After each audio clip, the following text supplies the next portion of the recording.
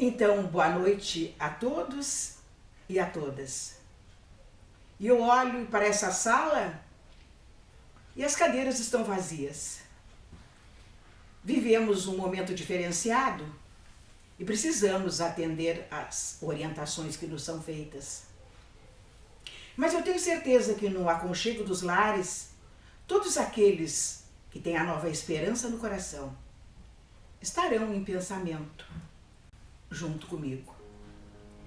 A página de hoje é do livro Otimismo Todo Dia. E ela diz assim: confie no poder da mente. É a sua mente que pensa, planeja, retém informações e encontra as soluções, bastando que nela creia e se veja com valor e perfeição. Aceitar ter mente restrita e incapaz é jogar para dentro o tolimento, o vazio, a frustração, restringindo o progresso, a alegria e a paz. Não menospreze os valores da sua inteligência. Você tem imensa capacidade de raciocinar, responder às emoções, achar soluções nos problemas complicados ou dolorosos e mudar o sentido da vida. Mente clara é a luz no caminho por onde você passa. Então, com essa página, nós vamos elevar os nossos pensamentos a Deus, nosso Pai, Criador de tudo e de todos, a Jesus, nosso Mestre, modelo e guia, aos nossos anjos de guarda, pedindo a eles que mantenham a nossa mente e o nosso coração abertos para podermos melhor refletir sobre o tema desta noite. E ele tem por título Não Basta Ver. E Emmanuel inspirou Chico a escrever sobre esse tema, Não Basta Ver, que foi escrito pelo evangelista Lucas. E ele começa falando sobre o cego de Jericó. Esse cego ansiava muito por ver, por enxergar. Na medida em que ele soube que o mestre andava pelaquela localidade, ele se aproximou do mestre em busca de tocá-lo e de ser beneficiado pela cura. Ele tinha tanta vontade de enxergar o mundo. E ele conseguiu, porque Jesus providenciou a cura ao cego de Jericó. E em seguida que ele foi beneficiado pela cura, ele é grato, mantém fidelidade ao mestre e divulga entre aqueles que ele conhecia a bênção que tinha recebido.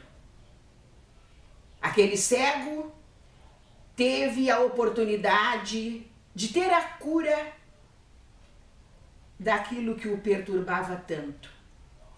Mas ele não se ateve a permanecer apenas agradecido.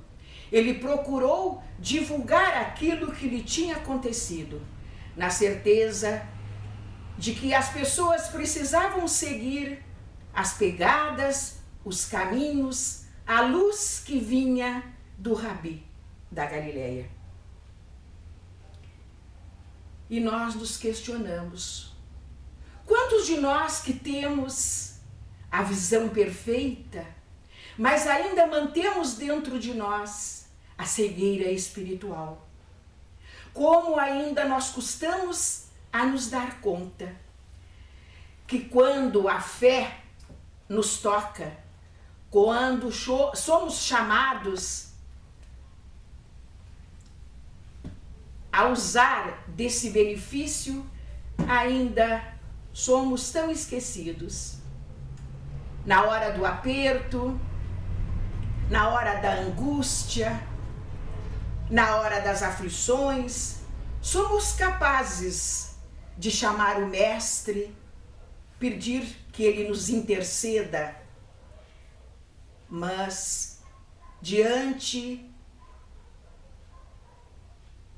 da oportunidade que temos de demonstrar a nossa fé, ainda somos muito vacilantes.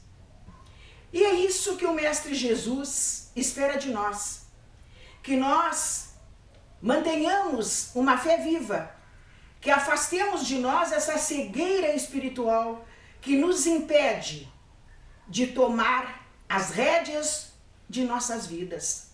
Nós somos os construtores dela e precisamos ter essas rédeas na mão, certos de que nada acontece sem que seja da vontade de Deus. A doutrina espírita nos orienta, nos esclarece que nada acontece por acaso. E se esse ou aquele problema, essa ou aquela dificuldade nos afeta em determinado momento das nossas vidas, são como ferramentas que o mundo espiritual usa para que nós possamos fazer o nosso progresso e a nossa evolução aqui na Terra. Ele diz, Emmanuel inspira Chico a escrever o seguinte: a Terra está repleta dos que creem e descreem, estudam e não aprendem, confiam e duvidam.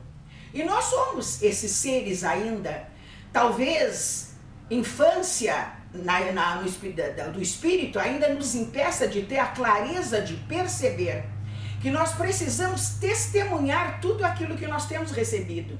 E esse testemunho se dá pela nossa capacidade de seguir as pegadas do Cristo. Foram tantos os exemplos que ele nos deixou. E nós ainda, estudantes que somos, espíritas às vezes muito mais teóricos do que práticos, temos dificuldade de fazer essa lição de casa, que vai permitir que nós não tenhamos medo da morte, porque ainda tememos a morte. Morte e mudança são coisas que nos afligem bastante. Mas diante da possibilidade de nós termos a certeza que fizemos o nosso tema de casa, aquela pergunta que tem na parede da nossa nova esperança, que diz, para onde vamos? Nós teremos a resposta. Se nós seguirmos as pegadas do Mestre, se nós seguirmos o caminho de Jesus, nós com certeza teremos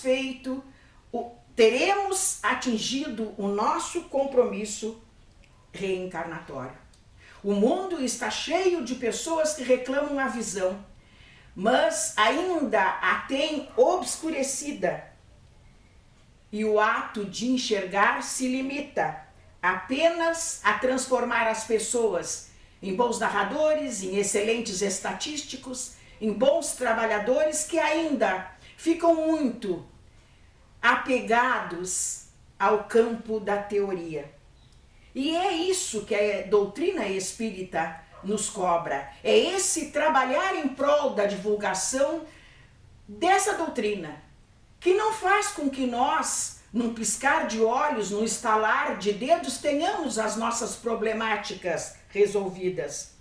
Mas muito mais do que isso, ela nos explica, nos orienta, nos consola e nos dá a certeza que precisamos seguir as pegadas do Mestre, subir com ele a montanha do trabalho e do testemunho.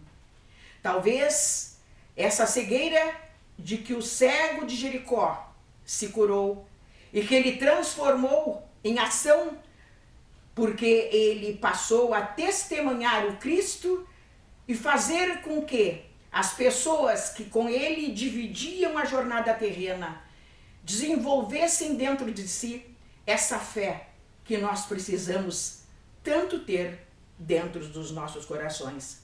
Afastemos de nós essa cegueira espiritual, marchemos avante em busca dessa luz que com certeza nos dará a capacidade de estrear na nova era, sabendo que tivemos a possibilidade de conhecer as nossas mazelas, os nossos defeitos, as nossas invirtudes e trabalhar para consertá-las.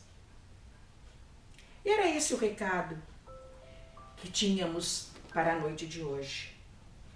Encerrando, pedimos a Deus, nosso Pai, que sempre está com a sua mão estendida na nossa direção.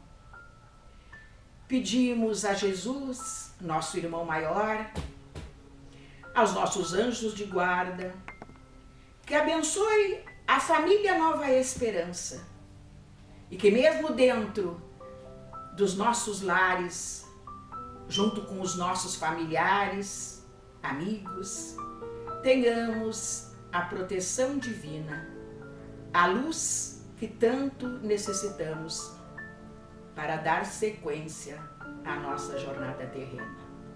E que assim seja.